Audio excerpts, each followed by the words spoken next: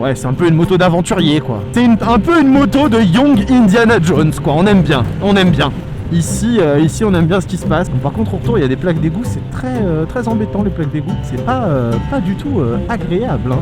Ces plaques d'égout, là, ça ne fait rire personne. Personne ne rigole. Bonjour à toutes et à tous et bienvenue dans un nouvel épisode de Quick Shifter. Triumph est une incontournable marque européenne dans le monde de la moto. Fort d'une gamme gigantesque, ils sont aussi à l'aise avec de gros trails qui vous permettront de parcourir les déserts, des roadsters ultra énervés qui joueront du coude à coude avec les meilleurs de leur catégorie, ou encore d'énormes power cruisers qui redéfinissent le terme de démesure. Pourtant, il est un segment que Triumph n'avait pas encore investi, celui des petits roadsters pour jeunes permis, très technologiques et faciles d'accès, mais il semblerait que cela soit en passe d'être résolu, car voici venir l'ère de la Trident 660 en version A2.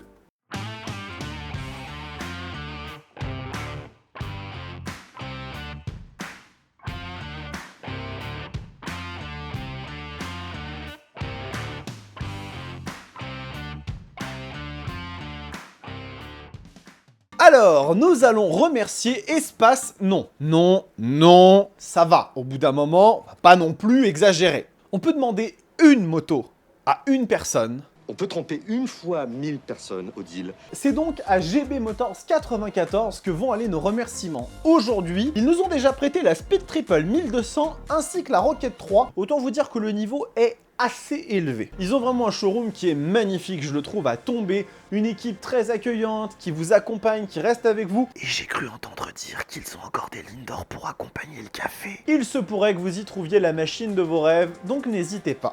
Vas-y, recule, vas-y, pose ça là. Pose-le, c'est bon, pas à bouger. Alors, qu'est-ce qu'il y a là-dedans? Ça va là, ça aussi, et ça c'est pas mal. Bon, petit pouce bleu, commentaire, un like, ça vous fera du bien. Je regarde s'il n'y a pas encore autre chose là-dedans. Ah oui, tiens, ça aussi. Hein, les petits réseaux sociaux, vous y pensez? Ah oui, et j'en profite au passage. Vous commencez à être un certain nombre sur la chaîne. Et si j'en crois le sondage que j'avais posté, vous êtes aussi un certain nombre à avoir le permis moto et potentiellement une moto. Enfin, je me dis que ça sert quand on a le permis. Donc si jamais vous êtes en Ile-de-France et que vous avez des motos cool ou atypiques que vous aimeriez voir apparaître sur la chaîne en essai, n'hésitez pas à me contacter. Le propriétaire de la Yabusa 2021 qui n'a pas encore été essayé sur Roadsters TV est prié de se présenter. Voilà, moi je dis ça, je dis rien. Bon, la Trident. Pour beaucoup, cette machine est totalement neuve dans l'univers de Triumph et quelque part, ils ont raison. C'est vrai, on peut pas leur retirer que c'est une nouvelle machine. Cependant, l'appellation Trident, elle, n'est pas du tout nouvelle chez Triumph. Pas du tout. Je l'ai gueulé un peu fort, ça, non? J'ai un peu trop gueulé, ça, non? C'est l'heure du point histoire, les enfants! Il y a beaucoup de gens qui pensent que Triumph est associé depuis la nuit des temps aux 3 cylindres. Mais est-ce que vous savez que ça n'a pas toujours été le cas? En effet, dans les années 60, deux ingénieurs, Bert Hopwood et Doug Helley, ou Hell, je sais pas trop, se mettent en tête de créer une architecture nouvelle qui bouleversera l'histoire de Triumph. En effet, à cette époque, la plupart des machines de la marque, dont la célébrissime Speed Twin, sont motorisées par des bicylindres. Et si vous ne savez pas ce qu'est un bicylindre, vous avez une vidéo explicative sur l'architecture des moteurs qui est juste là, ou là. Bref, j'en sais rien, mais allez la voir. Bref, tout ça pour dire que le premier prototype d'une moto équipée d'un 3 cylindres chez Triumph apparaîtra en 1965 avec la Trident P1. C'est en 1968 que la machine va finalement être commercialisée et lancer la véritable histoire d'amour entre la marque anglaise et cette architecture si particulière. La Trident marchera très bien pendant une dizaine d'années et va finalement se retrouver face à un véritable raz-de-marée japonais qui va mettre un terme à la carrière de cette moto. En effet, la Honda CB 750 Fort et son succès absolument insolent vont mettre de véritables bâtons dans les roues à cette machine, grâce notamment à des prestations dynamiques supérieures et surtout une fiabilité incroyablement plus élevée. Dans les dernières années de sa vie, la Trident aura même servi à la police routière d'Arabie Saoudite, qui aura finalement préféré utiliser des BMW. Bah oui, forcément, une transmission à cardan, ça craint pas le sable. Ces Allemands, ils sont d'une efficacité. Bref, le nom Trident disparaît vrai pendant de très longues années, jusqu'en 1991, où la marque va véritablement ressusciter grâce à deux machines, la Trident 750 et 900, qui sont équipées d'une architecture bien plus moderne et fiabilisée, un châssis nouveau, bref, ça va être un véritable succès, et la bécane va être commercialisée jusqu'en 1998, où elle va finir par être arrêtée, et nous n'aurons plus de nouvelles pendant 23 ans. Mais Triumph, tel le phénix renaissant de ses cendres, n'a pas dit son dernier mot. Et en 2021 apparaît une nouvelle Trident, la Trident 660. Et cette machine a de sales prétentions. Venir jouer sur la catégorie des roadsters mid-size compatibles à deux, qui, il est vrai, est quasiment totalement dominée par les Japonais. Mais la Trident a des arguments. Seuls 3 cylindres de la catégorie, une finition Triumph, beaucoup de technologie. Qu'est-ce que ça donne en dynamique ? Je finis mon thé et on y va.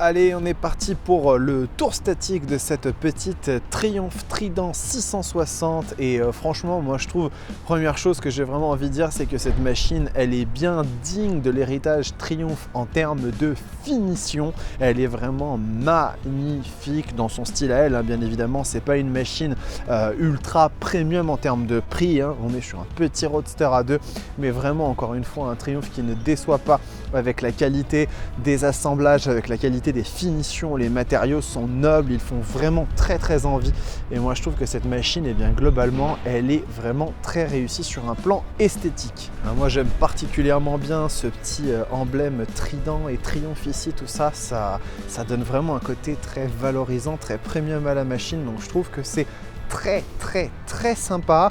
On va bien évidemment parler des différents aspects qui la composent, mais je trouvais que c'était important dans un premier temps de mettre en avant à quel point cette machine elle est réussie, et dans son segment il y en a peu qui peuvent vraiment se targuer d'avoir une aussi belle finition. Alors on va commencer bien évidemment par mentionner le moteur qui est juste ici, donc un 3 cylindres qui est finalement la base de celui de la 660, hein, de la Street Triple 660, mais relativement bien modifié, car il y a plus de 67 éléments différents. On change l'alésage notamment de la machine pour avoir un rendu qui va être différent en termes de ressenti. On a déjà moins de puissance, 81 chevaux contre 95 sur la Street, et le couple qui est quasiment identique, hein, on est à 660 versus 680. Par contre, la façon comme il est atteint n'a rien à voir. En effet, le couple de la Trident est atteint à 6250 tours minute, donc c'est beaucoup plus bas que celui de la Street Triple, hein, qui est vraiment perché plus haut, et ce qui fait que du coup dans cette version bridée A2 à 47,5 chevaux, eh bien on perd 42% de puissance, pardon, mais seulement 8% de couple, ce qui fait que la machine va véritablement donner des sensations d'accélération très plaisante, et ça pour un permis A2 c'est important puisqu'on ampute une partie des chevaux, mais on garde quand même ce côté plaisant de l'accélération. En plus de cela, ce moteur est le seul 3 cylindres de sa catégorie, hein, dans les petits roadsters A2, donc ça fait une vraie différence et ça permet d'avoir une proposition unique par rapport aux autres machines de la catégorie. Alors concernant le châssis, ce dernier est nouveau, c'est un châssis en acier.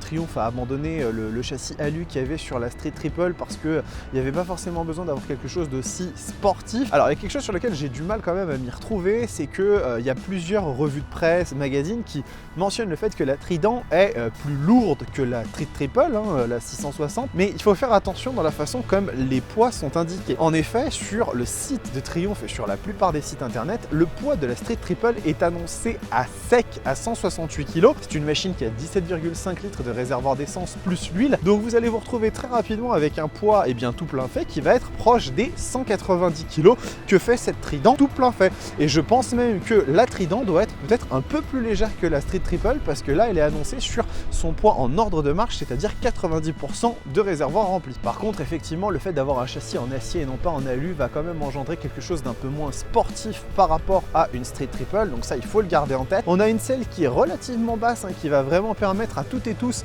de monter dessus sans trop de problèmes, donc c'est un roadster qui se veut vraiment accessible au plus grand nombre. On a un réservoir qui est de 14 ou 14,5 litres, donc par rapport à la consommation du véhicule, ça devrait le faire sans trop de soucis. Et globalement, une machine qui en termes de châssis, eh bien s'en sort ma foi plutôt pas trop mal. Passons désormais à la suspension avec cette fourche Showa SFF, donc c'est avec les fonctions qui sont séparées. Cette fourche n'est pas réglable, hein, il faudra vraiment se contenter du réglage qui est établi de base, mais elle fait un travail qui est quand même relativement correct, donc à ce niveau-là, je ne m'en plaindrai pas trop. Pareil ici pour le freinage Nissin avec 2 étriers coulissants, 2 pistons, donc ça freine correctement, mais ça reste quand même un petit peu léger quand on est lancé un peu à grande vitesse, donc il faut faire un peu attention à ça, mais globalement le travail est ici pas trop mal fait. L'amortisseur arrière qui n'est réglable que sur un seul paramètre, encore une fois ici on n'est pas sur une machine qui est ultra poussée en termes de positionnement tarifaire, donc on va pas non plus aller chercher quelque chose de trop complexe à ce niveau-là. Un support de plaque ma foi qui est assez sympathique et qui à mon avis doit être celui d'origine, donc pas mal du tout à ce niveau-là aussi sur cette Triumph. Et on va terminer ici sur le tableau de bord de cette machine qui est pour moi une des pièces maîtresses. Vous voyez, il est scindé en deux avec au-dessus eh bien, une petite partie LCD contenant le bar graphe, l'indication de la jauge à essence et puis la vitesse. Et en dessous, nous allons avoir eh bien, un petit écran TFT sur lequel nous allons pouvoir naviguer et qui va avoir eh bien, pas mal de petites informations qu'on va pouvoir eh bien, paramétrer à sa guise. La Triumph Trident reste une machine assez technologique avec notamment eh bien, 2 modes de conduite, un contrôle de traction, un ABS. On va avoir également pas mal de petites choses sympathiques au niveau de la connectivité Bluetooth. Vous avez en effet la possibilité d'associer votre téléphone pour pouvoir contrôler vos appels, vos musiques, vos contacts, mais aussi votre GoPro. Donc si vous possédez une petite caméra, eh bien, vous allez pouvoir la contrôler grâce à cette petite machine. Finalement, nous allons démarrer le moteur. Bien évidemment, hein, ce petit sifflement caractéristique du 3 cylindres quand on lui donne un petit peu de la voix, ce que ça donne. Toujours un petit ton assez hargneux ici sur cette machine et on va bien évidemment aller la découvrir tout de suite de façon plus concrète sur la route.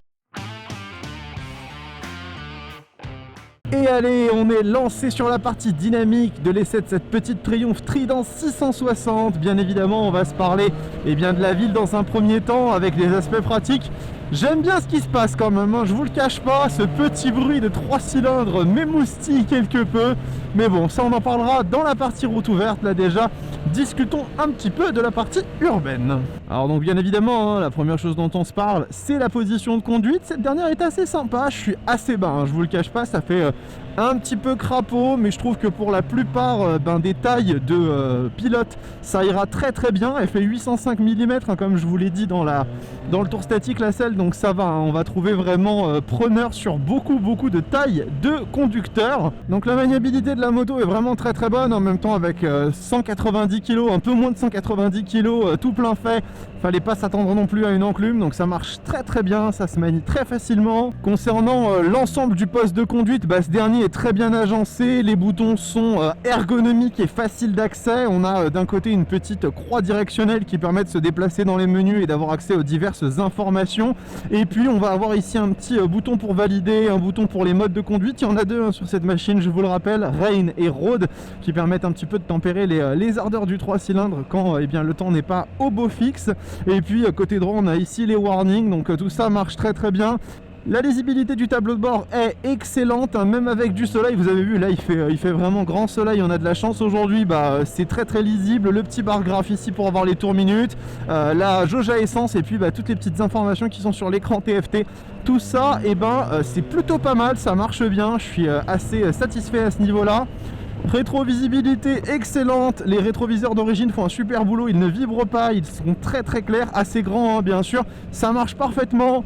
Les commandes tombent bien sous la main, elles sont un petit peu fermes, hein, je vous le cache pas, que ce soit l'embrayage ou le frein, on sent bien le levier, mais bon, c'est pas dérangeant du tout. Pareil, le passage de vitesse un petit peu ferme mais précis, donc ça on aime. Le point mort se trouve facilement. Encore une fois ici, très bon tableau de la part de la Trident. Concernant la chauffe moteur, bon, vous allez pouvoir commencer à faire des paris quand effectivement je vais dire que ça chauffe pas et qu'on est en hiver, blablabla.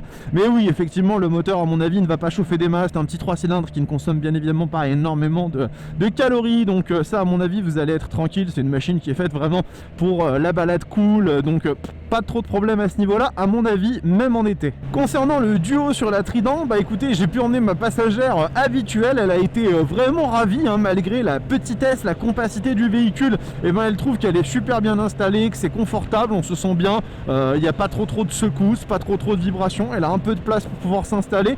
Donc voilà, encore une fois, hein, c'est un petit roadster A2, n'espérez pas non plus faire des trajets gigantesques avec, mais en l'occurrence pour faire eh bien, des petites balades, des petits trajets, aller au resto, chez des amis, ça marche nickel, il n'y a aucun souci. Et puis si il ou elle n'apprécie pas, ça lui donnera une raison de passer le permis de moto et puis d'avoir la sienne. Hein, consommation, on est là à 5,8 litres au 100, ce qui me semble assez correct et assez réaliste par rapport à ce que ce genre de machine peut consommer.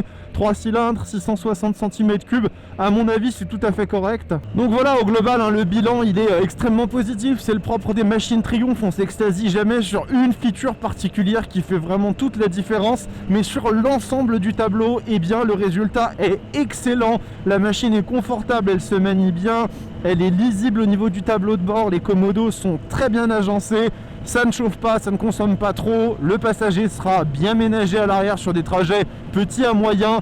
Globalement cette machine elle fait vraiment un super café et maintenant on va voir ce qu'elle donne sur la partie route ouverte. Allez, on se retrouve pour la partie route ouverte de l'essai de la Trident 660 et on va voir ce que ce petit 3 cylindres a dans le moteur. Enfin petit, c'est relatif hein, pour un nouveau permis, 660 cm3 c'est pas petit hein. Donc ici on a deux modes de conduite, un mode rain et un mode road. On a mis le road pour voir un petit peu ce que donne la réponse du moteur. Et c'est parti sur ce moteur bridé, hein, je vous le rappelle. Pas mal, avec une petite sonorité bien sympathique. Le châssis répond présent. Le petit sifflement du 3 cylindres. Ça monte bien, c'est pas mal du tout hein. En petit permis A2, elle marche bien cette bécane hein. Il y a une belle réactivité du moteur, ça reprend très bien dès 4-5 000, il y a une belle réponse. Ouais, bien évidemment, encore une fois, hein, ça fait 47,5 chevaux, espérez pas taper des 180 en première, mais en même temps c'est pas légal, donc voilà. Je ne dis ça, je ne dis rien. Et le châssis est pas mal du tout hein. Petit châssis qui va bien. Ah ouais, hein, ce châssis est vraiment pas mal du tout hein. Malgré une route 180 qui est quand même assez épaisse pour un 600 cm3, et ben c'est plaisant hein. Voilà, dès qu'on est en seconde, on repart, ça part bien. Ah, et là on a un petit moteur nerveux avec un châssis qui accompagne bien. Ça c'est pas mal du tout. Alors j'ai juste un bémol, c'est concernant le freinage. Ce dernier est dosable, etc. Par contre il manque cruellement de mordant. Ah, je sens que c'est... On n'est pas là, on n'y est pas trop. C'est bien dosable par contre, hein. Si vous anticipez bien, ça se passe bien, mais par contre faites attention parce que il n'est pas ultra mordant le freinage. Par contre au niveau châssis, oh là là, c'est assez précis, c'est assez agile, j'aime beaucoup ce qui se passe. Ça se manie extrêmement bien. Et derrière ça réenquille. Pas de shifter ici, hein, donc vous pouvez passer les vitesses sans débrayer à l'ancienne hein, en relâchant l'accélérateur.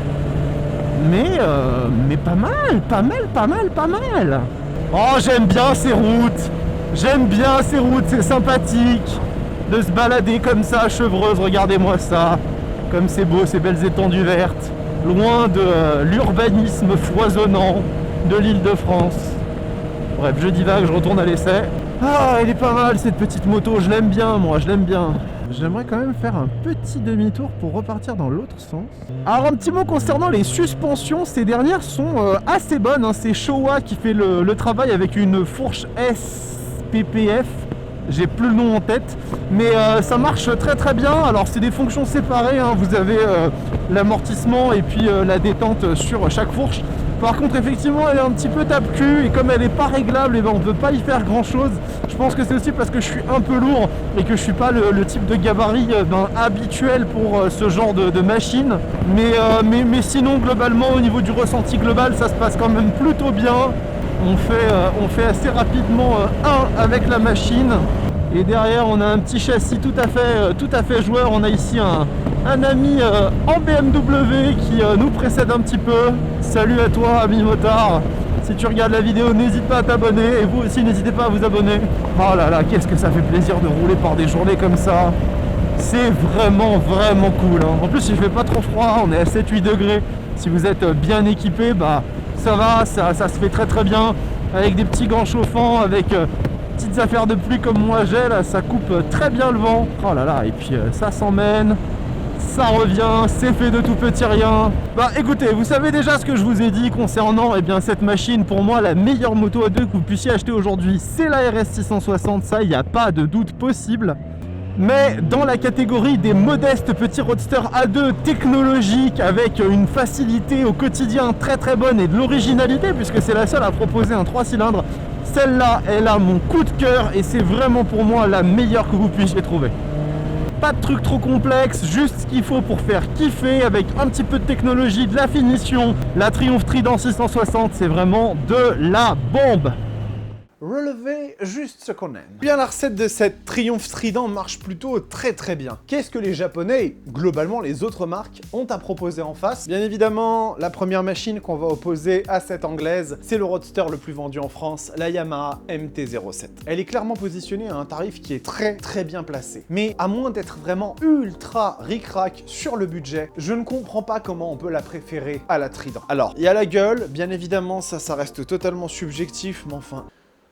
chacun est juge, mais par contre, la finition n'a rien à voir, les équipements sont bien moins nobles, la technologie, n'en parlons même pas, le tout pour 700 € de différence. Clairement, à mon avis, la Triumph a tous les avantages pour elle. Après, c'est vrai qu'effectivement, elle se revend facilement, le réseau Yamaha est très développé pour l'entretien, c'est très bien, à vous de voir. Ça reste une moto avec un châssis et un moteur très fun, mais est-ce qu'on peut vraiment encore se contenter uniquement de ça en 2021? Je sais pas. Maintenant, j'ai envie de proposer quelque chose de différent, d'original. Et on va parler de Moto Guzzi. On n'a pas beaucoup parlé de cette marque dans les différents essais de la chaîne, et c'est pourtant une des marques italiennes qui propose les machines les plus atypiques, originales. Et ici, on va se parler de la V7 850 Stone. Véritablement différente de par son allure, de par la philosophie qu'elle dégage, cette machine peut être une alternative assez intéressante. Elle est plus lourde, rien à dire, mais elle a un peu de technologie pour elle, avec des feux DRL, avec un contrôle de traction, et je dois l'avouer, un style assez unique. Elle n'est pas beaucoup plus chère que la Trident, et si vous voulez rouler dans quelque chose de véritablement original, je ne peux que vous la recommander. Finalement, nos amis allemands sont discrets, mais ils nous font un peu la gueule quand on ne parle pas d'eux, donc nous allons évoquer bien évidemment la toute dernière F900R. Les ingénieurs de BMW se sont véritablement fait des nœuds au cerveau pour cette nouvelle version, avec un châssis quasiment revu intégralement, une gueule bien plus acérée, de la technologie à tous les étages. Encore une fois, elle est plus lourde que la Trident et pas de peu, hein. Il me semble que ça doit être quelque chose comme 20 kg, mais néanmoins, on ne peut pas cacher qu'elle reste quand même hyper sexy. Alors après, attention quand même, c'est BMW, donc le catalogue d'options, il est long,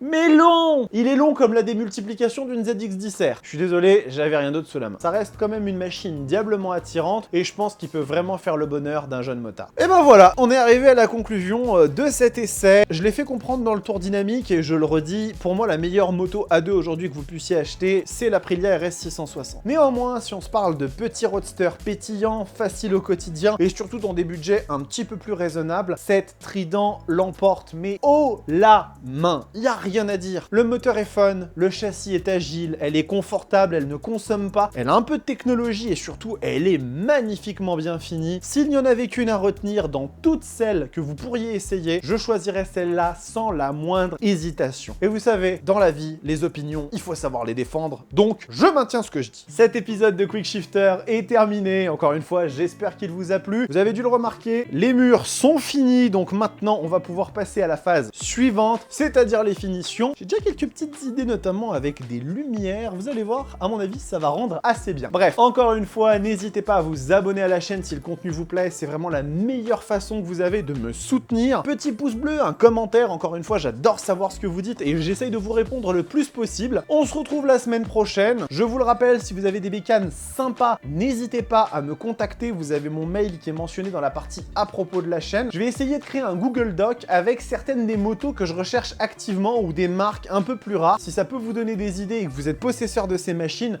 n'hésitez pas à revenir vers moi. En attendant, je vous dis à la semaine prochaine. Portez-vous bien. Ciao!